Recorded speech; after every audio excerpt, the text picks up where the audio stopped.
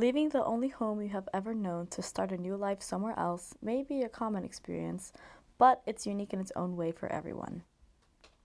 Meet these inspiring young adults from Qingdao, China, Camagüey, Cuba, Guaynabo, Puerto Rico, and Beijing, China, who chose to take that leap to come to the United States. This is their story.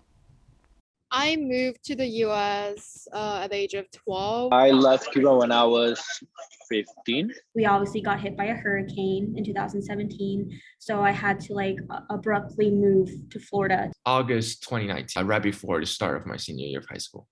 With the process of migration comes many sacrifices, including some of our favorite things about home. Something about the country that I miss very much is that I used to live in a port town, so right in front of the sea. My house was like a block. It feels like everyone around you is somehow your distant relative. I miss a lot with the food back in China. Not eating the same foods as well. My mom would cook a lot here. But despite this, we are able to bring with us traditions that can be carried out wherever we go. I guess we still celebrate Chinese New Year, even though it's not as, prominent like during the time. Because in China, it would be like everyone would be like off work and the whole air just filled with joy. Usually, living here, we would meet up at my sister's house, and then we can get the whole family together. This time, it was just me and my mom and dad. Although most people don't want to leave, they choose to in search of a better life for their family. This can mean a stable environment. I found the opportunity to stay there in Florida and finish high school there. And I literally made that a decision from one day after another. I really did not have time to really think about it. I kind of just said, yeah, sure, I'll stay. I'll finish high school here. It didn't click in my mind that I was actually doing that. I honestly thought that I would go back, say goodbye, pack my things, and then go back. Cuba is in a very complex economic and political situation. It has always been since 1959. We're looking for economic growth, for political freedom, for, we wanted to express ourselves with a lot of things. Whether or not you had a say in the final decision, the feeling of leaving everything behind takes on a new meaning for everyone. At the time, it was really sad. It was really painful for me. I even because it's so stressful to be in such a different culture and environment. I feel like it's gonna be easy because I didn't worry about my life in America, and I was so excited to go into new places, being that young, I just don't have much expectations about the difficulties and challenges I will face in the future. And soon after, the excitement evaporates and the fear starts to kick in. Walking in those classrooms with people I don't know at all. And I guess that was pretty scary. And the whole thing with making new friends, because but at that time, I was really shy. I get scared all the time when American people look at me and be like, can you speak English? I don't understand what you're talking about. That kind of face or tone. Be like, I don't know. Can you just say what you said again? I don't know. I still feel like I would literally just start shivering when someone asks me can you speak English? I don't understand what you're talking about. That kind of thing.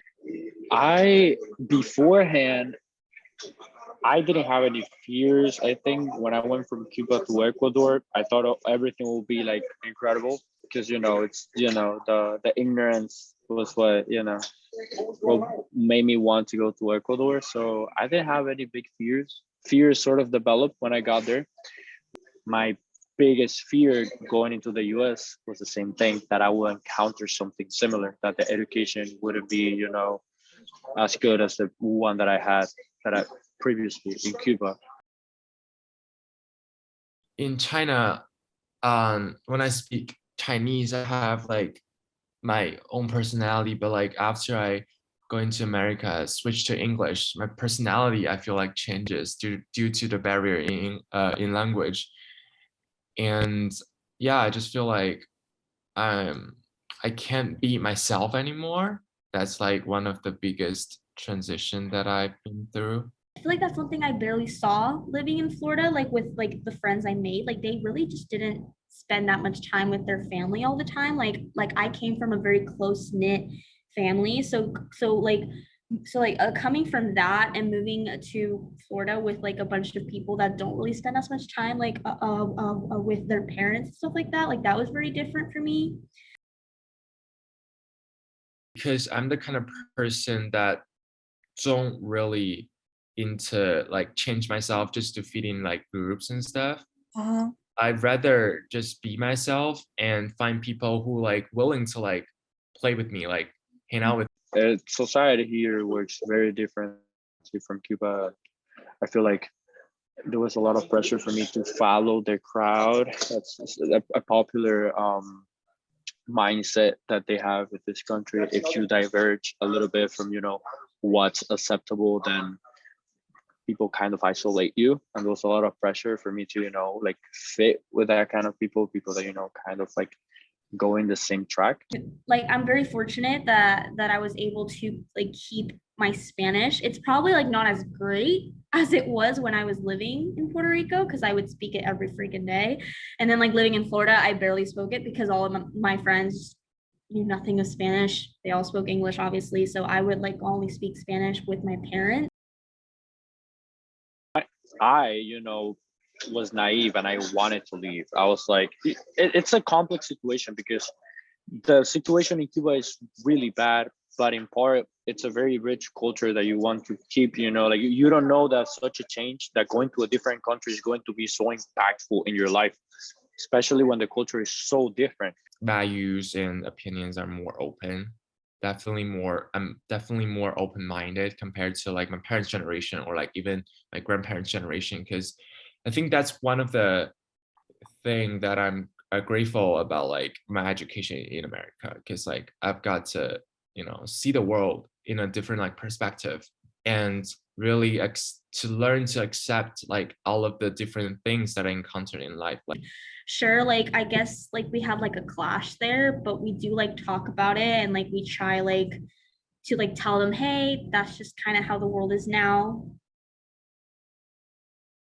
I'm part of a program on campus called LEAD, is where first generation college students are helped. And Awesome. yeah, it's a family for me right now. I feel like it's important to have someone who went through the process to lead you and you through difficult times when like other people don't even notice like what you're going through.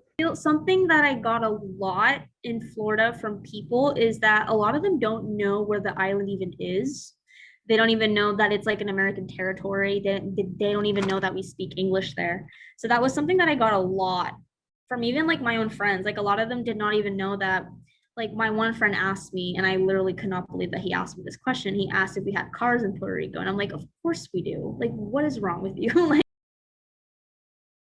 So if I could go back in time, I would definitely still make the same choices and stay here, just because I feel like the school system here really did help me grow a lot more than when I was back there, because like I feel like Chinese culture in general teaches you to be silent. like an elderly, maybe I see myself like living here again, so I can just like have my last few years like where I'm from. But I think that's like all I really see really like being here again. It will be suicide to go back. I miss my culture so much, but I just can't go. because living in another country every day is like an adventure, right?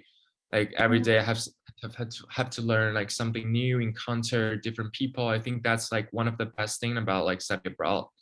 So I would say I will stay in the States.